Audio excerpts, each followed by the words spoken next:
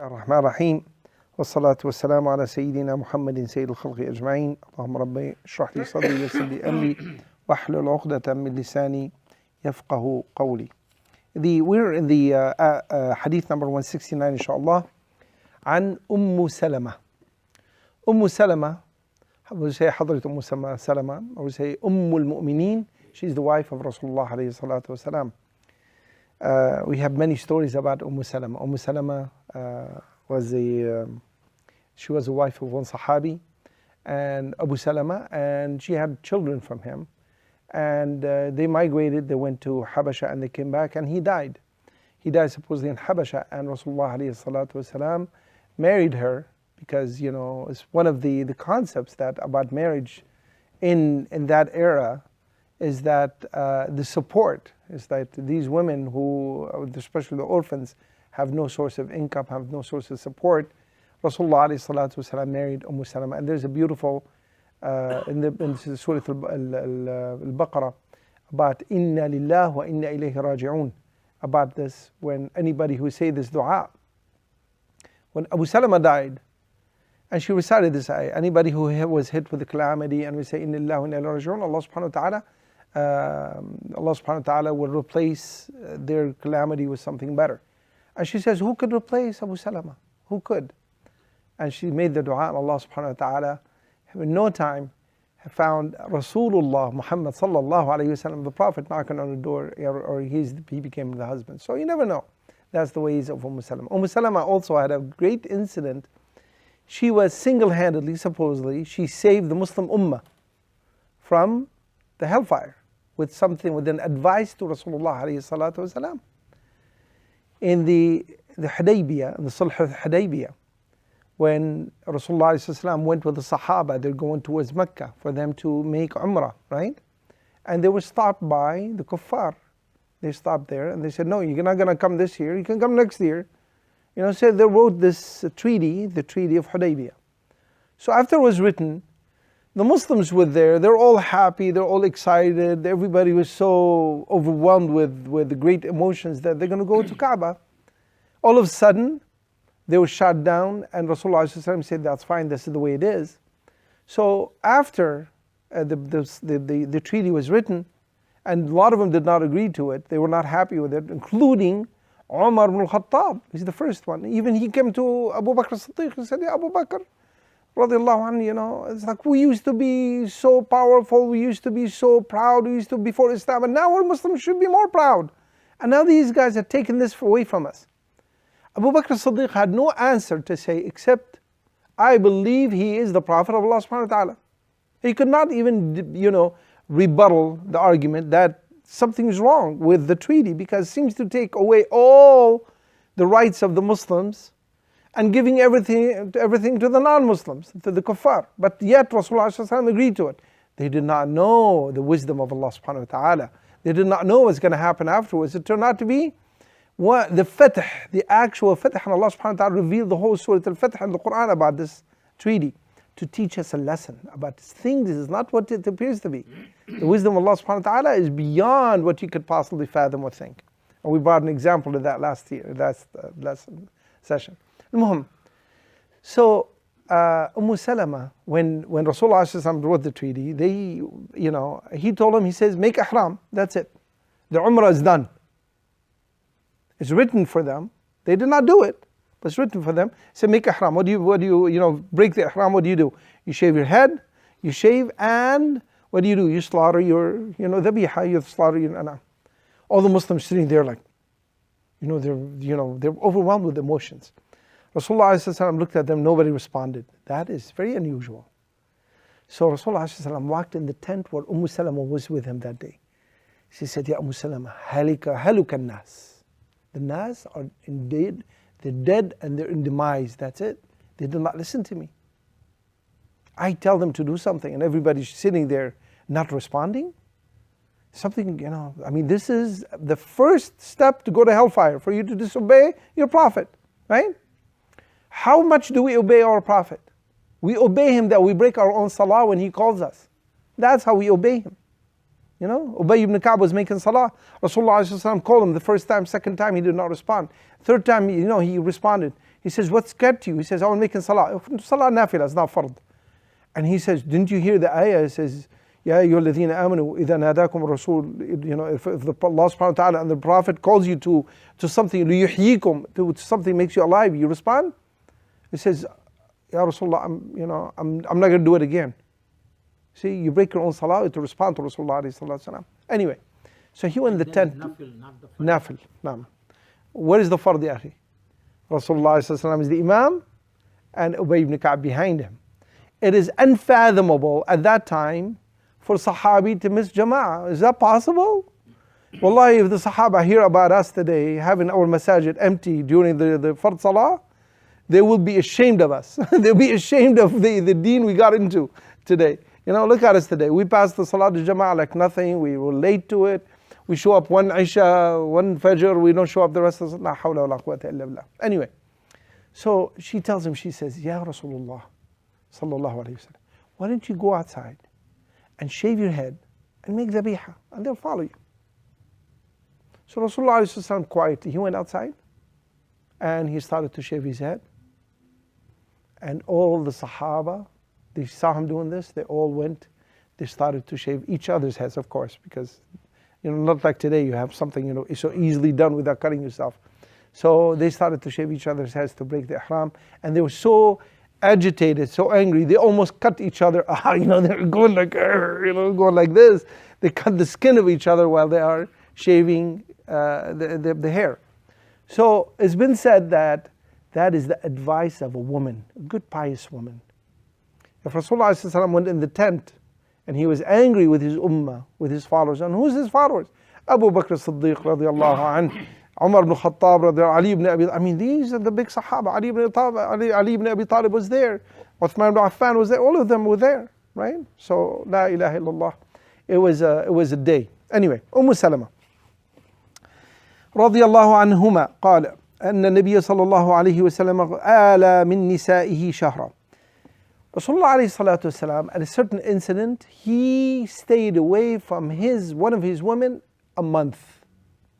A month.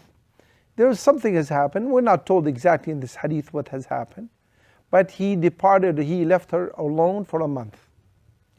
As muhajara, as hijrah, he left her, for a month, right?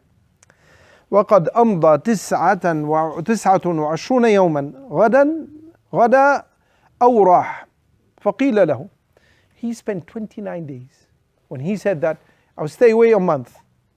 But then he spent 29 days and then he went back to his wife. So they looked at him and said, Ya Rasulullah, you only spent 29 days. That's to them like what we think today. When we talk about a month, what do we say? It's 30 days. But he spent 29 days, right? Now, فقال فقيل له إنك حلفت, you make her swear you're not going to come near her, you're not going to go back to your wife until a month passes by. And now this is 29 days. قال إن الشهر يكون 29 يوما. الشهر, the month can be 29 days. Okay. That is an example. Look, we get clues from these hadith. We look at the hadith like, what's the point? Rasulullah, he said he's not going to go back to his wife. He's going to depart from her for a month. And then he comes back in 29 days. Well, so what's the point? The point is that the month can be 29 days or can be 30 days. Now, if it is 30 days, how many days would be our Islamic year? Would be 360, right? 360, because 30 days, 360.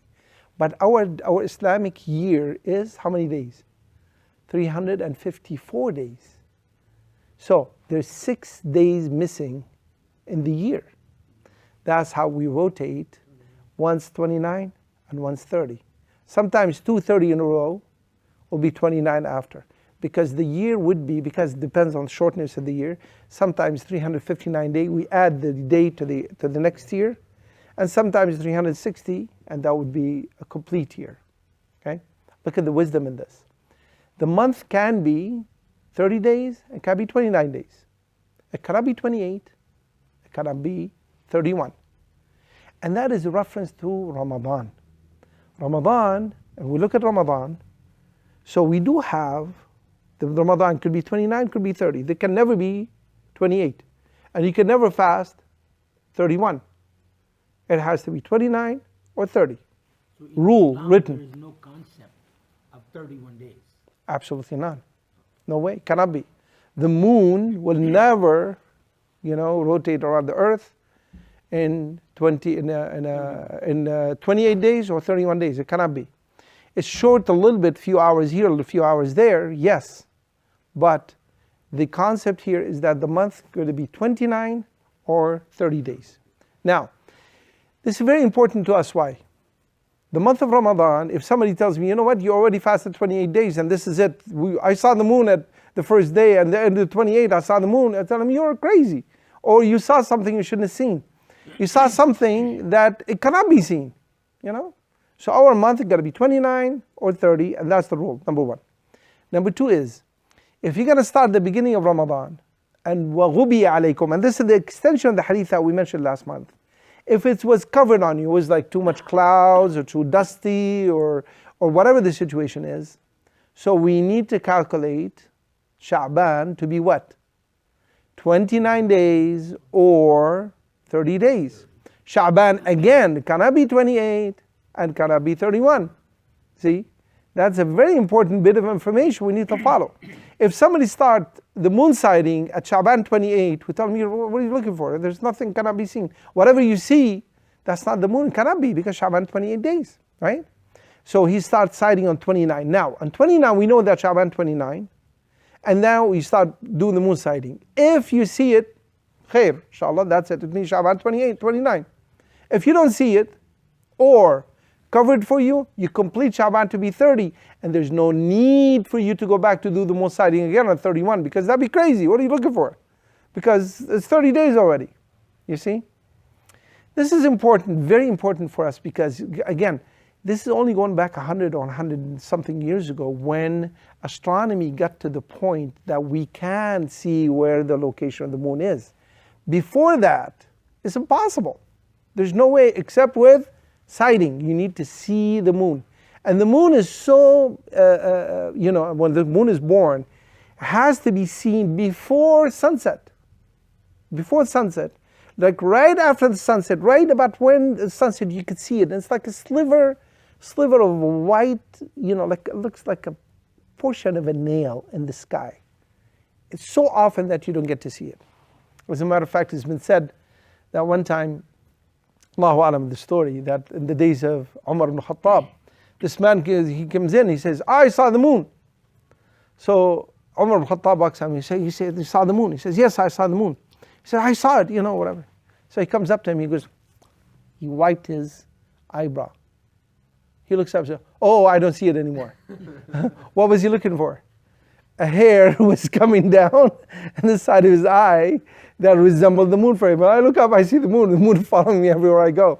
So, so the point is that, this is important information. That's number one. Number two is, it's latifa, it's something kind of to tell you about the personality of Rasulullah alayhi salatu wasalam. Rasulullah alayhi salatu wasalam said, he's going to depart from his wife for 30 days. Now the 30 days could be, a month that is, right? The month. But then what did he do? He did not complete it to be 30 days. He cut it short to be 29. Look at the rahmah and the mercy of Rasulullah alayhi salatu wasalam. He picked the shorter time and he went back on his promise, on his oath. He did not follow up on 30. He did not say, you know what, forget it. Now, my month is 35 days. I'm going to punish her. Let me even longer. Actually, he picked the shorter time to be 29 days. Wallah subhanahu wa ta'ala a'lam. Now, bismillah. So, and Anas ibn Malik, we talked about him extensively. Ala Rasulullah sallallahu alayhi wa sallam min nisa'i. Another story, or could be the same one. Anas ibn Malik is narrating the story. He says, Rasulullah sallallahu he departed. He stayed away from one of his wives. وكانت انفكت رجله فأقام في مشربة 29 ليلة ثم نزل. He stayed in his room, in his place for 29 days, and then he came down from the place he was staying in for 29 days. And they said, Ya Rasulullah sallallahu alayhi wa sallam, alayta shahran, you stayed away 1 month? But this one not 1 month, it's 29 days. فقال إن الشهر يكون 29. The same hadith again on Anas ibn Malik. Now when we have the narration like this, the muhaddith, you say Anas ibn Malik narrated, Salama narrated, the same thing. And somebody else heard it from Salama radiallahu anha, and then he heard 2, 3 chains, another chain. This is what we call hadith mutawatir. Mutawatir has the chain of custody.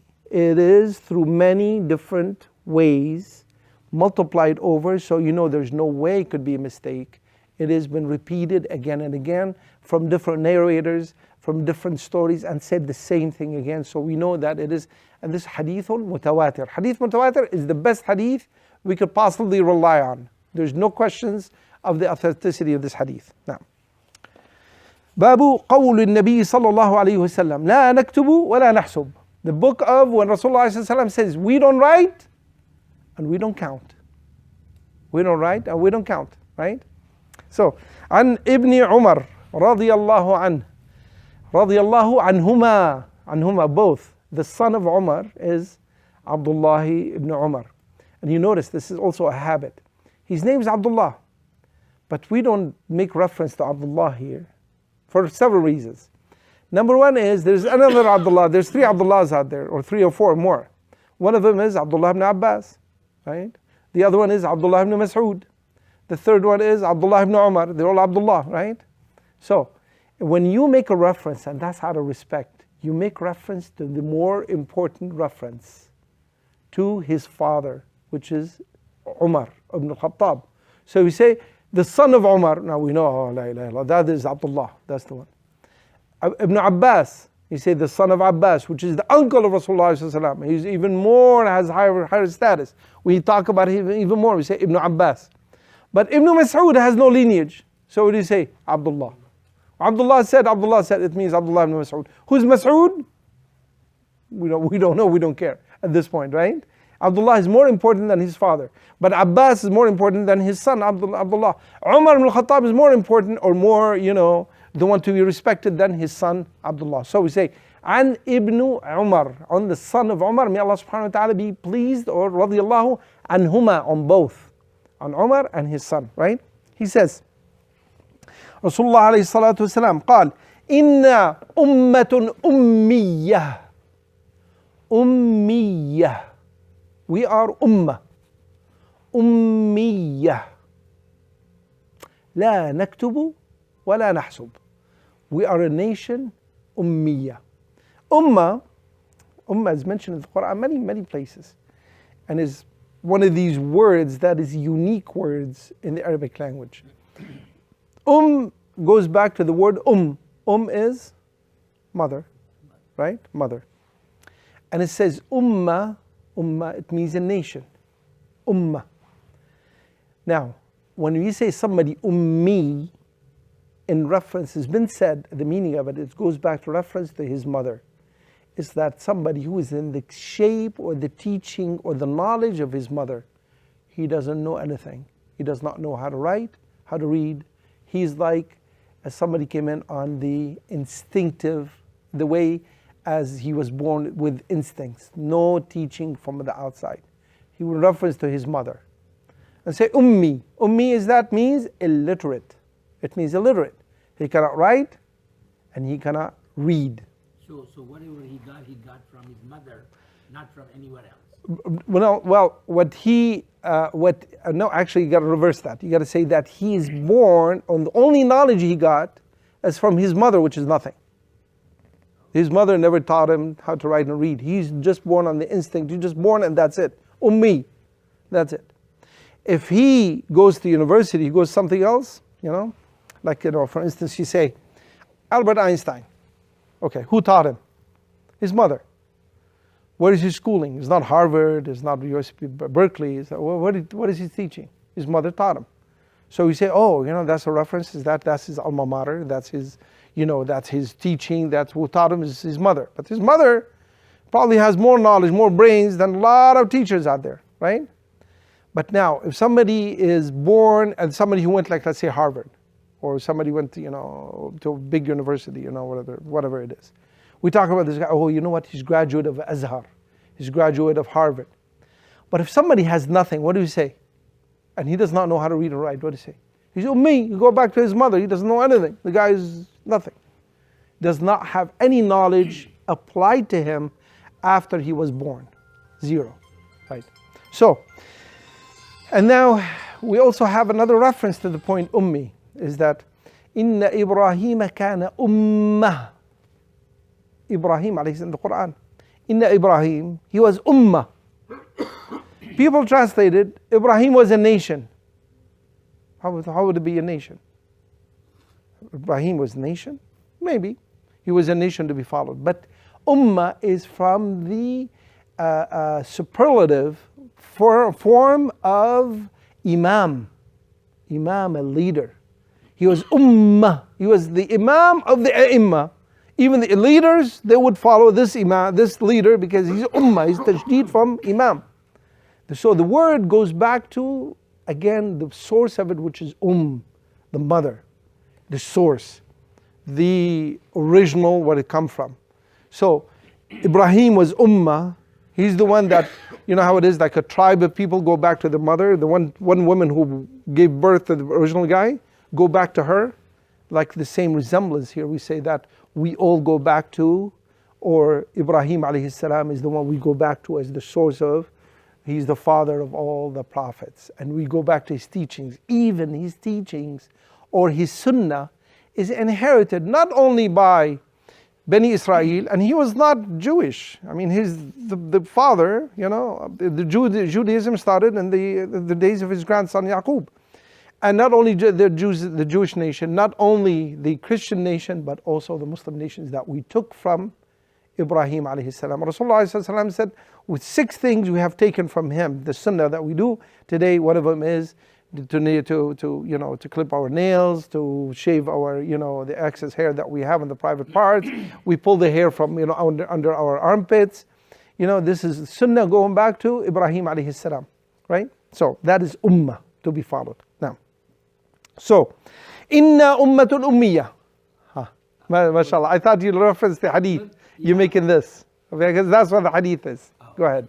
Well, you said Mu'mineen, and that means like mother. The mother of the Mu'mineen, yes. Mother of Mu'mineen. Right. Can we say that Huzur Akram was the father of our... What do you mean, Hudur Akram? Huzur Akram sallallahu alayhi wa sallam? No. Mu'mineen is a reference made in Surah Al-Hujurat.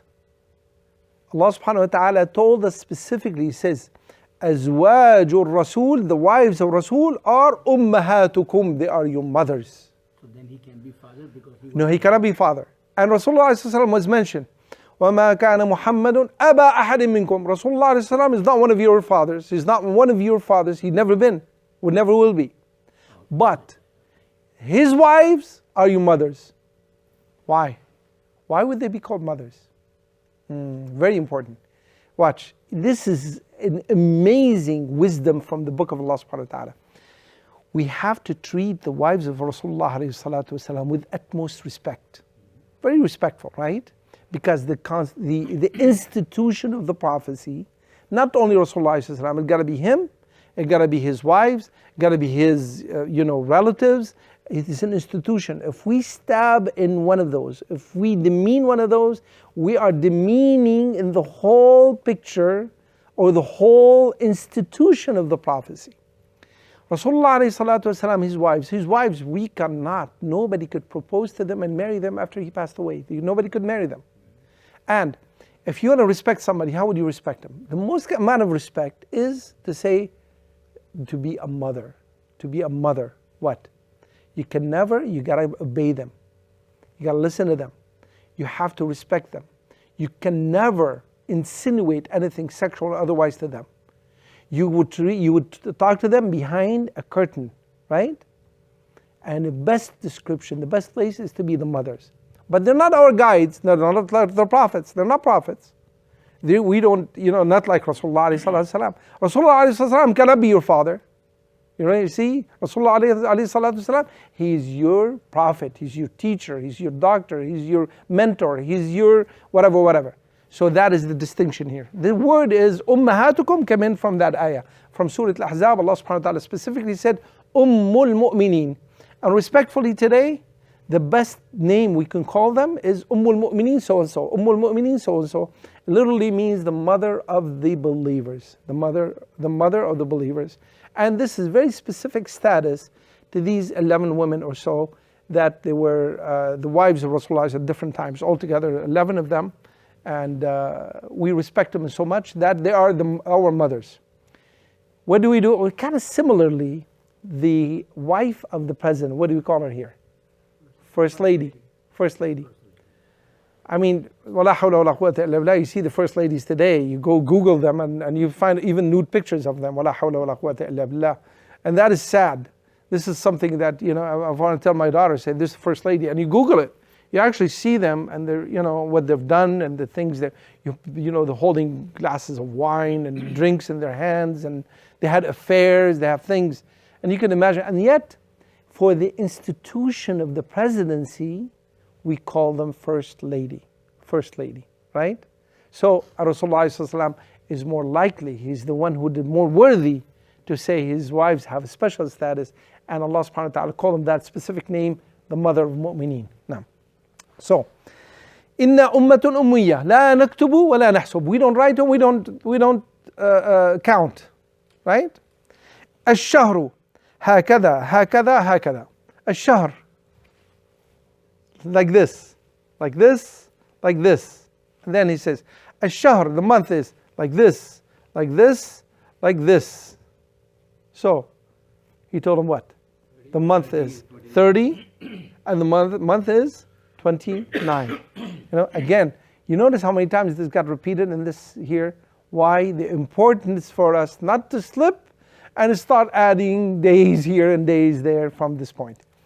People have used this hadith also for something else. For people who are always counting, or to say we got to look at the moon, there's no counting, you know, we cannot count. Well, there's counting going on. Rasulullah is counting. He said the month is 29 days and the month is 30 days. And he said this, this, this. So there is some counting happening here. If we say, no, just follow the moon, the month, whatever it comes, the moon would tell us. That's not the case. So there is combination of both. You look and you count. Both of them are there. And this is an important issue. Wallahu a'lam. Naam. Babu qawli Allah subhanahu wa ta'ala wa kulu wa shrabu. Eat and drink. The saying of Allah subhanahu wa ta'ala says وَكُلُوا وَاشْرَبُوا. عن عدي بن حاتم رضي الله عنه قال صحابي لما نزلت حتى يتبين لكم الخيط الأبيض من الخيط الأسود. This is the ayah number 187 in Surah Al-Baqarah. You eat and you drink when you see the white line, the khayt, the white line, the twine, the white line from the black line. This is the ayah in the Qur'an. This is the biggest issue of Mr. Harun. I think if you make it clear, they'll be very nice of you, so it can be settled forever for Harun. I'm sorry. Not mine, it's for rest of the people sitting here. Yeah, I know, but About the white line, what are you talking we about? had a great, very, very big discussions on this issue, when to break our fast. Oh, mashallah, And mashallah. Mr. Harun just goes. Okay, alhamdulillah. Please explain No, that. it's not time here because it is not dark enough. Oh, okay, mashallah. This is the specific hadith. Are you talking about Maghrib time, right? Yes. Or talking about Isha? No. Maghrib. Ah, mashallah. When to break There's a one fast. specific hadith about this. But if you don't mind, I would let's defer this conversation all the way to us until we read all these hadith, because there's a lot of meanings, subtle meanings in each one of them individually, to let us know, even when the Maghrib time of Rasulullah sallallahu alaihi wasallam, and this is another hadith coming up, where he was telling one of his sahabas that make futur for me, make futur. And the sahabi goes, well, but it's still light. He goes, make futur. He says, but it's still light. He said, make futur. You know? And he says, if the sun sets, even though there's light, that's it, time. Okay, we'll talk about this hadith inshallah. But this hadith here specifically, about the specific ayah, number 187 in Surah Al-Baqarah, about eat and drink until you can distinguish between the white line and the black line. What is that white line and black line? Now, so حتى يتبين لكم الخيط. So عمدت إلى عقال أسود. What he's saying is that I took عقال. عقال, what is عقال? We know the word عقال, right? عقال is that what we use today. You know, some of the people from the Gulf states. You notice that white line, or the black line that you go around your, you know, you put it on your head when they put the shmach or the cover. They put they put that black thing. Right. Okay, exactly. And this is called iqal. An iqal is that a twine or a line that you tie things with. You put it on top of your head to do what? To fix that, shmach, so it does not move. Because otherwise it's just one big sheet sitting on your head. If you put it in there, it just sits there, it does not move anymore. The same line that you tie a camel or a horse with, because you tie it, iqal, you tie it. And the same word is from aql, brain. Why? The brain would stop you from going loose, would not go this way. Your brain would stop you from being a wild, crazy animal going this direction, that direction. What stops you from, stealing or robbing and cussing? What stops? Your brain tells you, what, if I do this, Allah subhanahu wa ta'ala is going to be angry with me. If I do this, I'll get in trouble. If I steal, I'll go to jail, right? So that is what the iqal. Al-iqal is that. So he brought a line that you tie an animal with, which is basically a twine or rope, right? He brought a rope, a black rope, right? And he brought iqalun abyad, and he brought a white. He brought one black and one white. This Sahabi, mashallah, he's prepared. He's getting ready. He's going to keep on eating until he says, okay, can I distinguish him or can I distinguish him, right? So what he did is that فَجَعَلْتُهُمَا تَحْتَ وِسَادَتِي, I put him under my pillow, right? فَجَعَلْتُ أَنظُرُ فِي اللَّيْلِ فَلَا يَسْتَبِينُ لِي, and I kept him looking at night and I cannot tell them apart. So فَغَدَوْتُ إِلَى رَسُولِ اللَّهِ صَلَّى اللَّهُ عَلَيْهِ وسلم فَذَكَرْتُ لَهُ ذَلك, and I went to Rasulullah alayhi salatu wasalam. The hadith is that I kept them under my pillow and I'm looking at them, I cannot tell, they're still there, cannot tell which one is which. And then he said, what, something is wrong. He opened up his door and the sun is already up. So he's like, something is wrong with what he did. So he goes to Rasulullah alayhi salatu wasalam, and Rasulullah alayhi salatu wasalam, he says, إِنَّمَا ذَلِكَ بَيَاضُ اللَّيْلِ سَوَادُ اللَّيْلِ وَبَيَاضُ النَّهَارِ. The line here is not a twine or a rope, is the line you see in the horizon. You see a black line of the darkness of the night, and you see the white line of the day. That is the lines you got to be looking for. It's not you bring two lines and sit them in there. And I want to tell you, this is rahmah and barakah from Allah subhanahu wa ta'ala, because we are already disputing the moon sighting. Can you imagine, we sit here, we dispute when we're going to make suhoor, we're going to start. Allah subhanahu wa ta'ala made it distinctive for us, is when you see, look at the horizon, when you see it is all black, it's all black, it is night. Once you see a white line next to a black line, which is the darkness one side, and the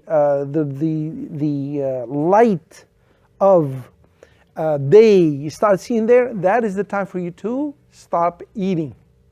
Stop eating.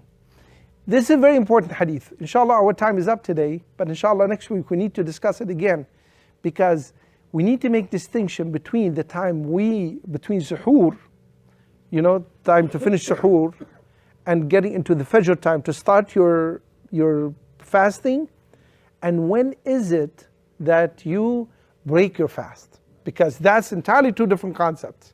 You cannot say, okay, fine, I'm going to see a line on a line, okay, go back to the line on line, otherwise you're going to have a huge problem, because that's completely different, number one. Number two is, a lot of Muslims, unfortunately, what they do is they look at the sun, there's a little bit of light, I see a little bit of the sun shining above the horizon. Yeah, well, that's 100 miles down or 200 miles the other direction. That does not concern us. For me, all I'm concerned about is when the sun sets. The horizon, sun, I don't see the sun anymore, that's it. And fortunately, and this is also forbidden on our deen for us to do, what we are all doing, and unfortunately is built in with our programs and our iPhones, our calendars. What do? Just to make sure, what do? We add an additional 5 minutes or 10 minutes, and that is forbidden in our deen. You cannot add time. I have a problem. Yeah, that's what they Yeah. do, right? That's where I And that have is a problem. forbidden. You cannot add time. You cannot add time. Why? You want to make sure? No, you don't make, just follow the instructions. Follow the instructions. And even Rasulullah ﷺ told us, my ummah is going to be in good shape until they start to delay the futur. And what do we do today? We see the horizon and say, you know what, I'm not sure 100%. Let me wait another 5 minutes. Right. Somebody say, I'm more pious. Let's make it 6 minutes. Somebody say, I'm more pious. Let's make it 10 minutes. And somebody more pious will spend half an hour more. Now, okay, fine. Now Isha time. Now I can eat. I made sure that my day is complete. That is not the ways of Rasulullah alayhi What's the salatu biggest wasalam. argument? What's wrong with waiting 5 more minutes? Yeah. That's the biggest That is the other problem too. Well, Rasulullah alayhi salatu wasalam told us what's wrong with it. He told us. If we follow this, ya akhi, wallahi, our deen is so complete and is so perfect. We don't need to invent things. We don't need to contemplate on things.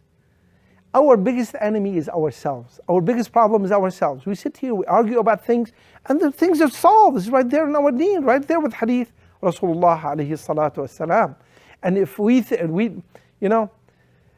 see the shaitan, one of his ways to play around with our deen is to make you make less work or to make you make more work.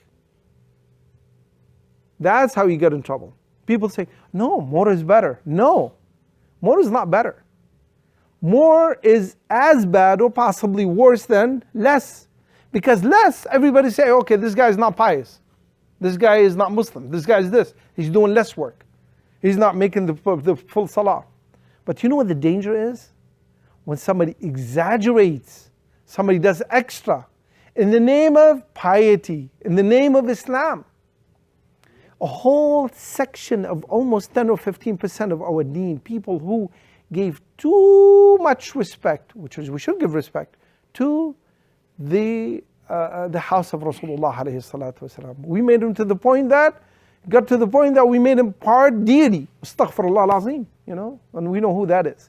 We say it's not enough that we give them respect, you got to be more and more respect. They should be the leaders, they should be the Imam, they should be the Khalifa, and even, we should not even forget about the Prophet now. We should call them now.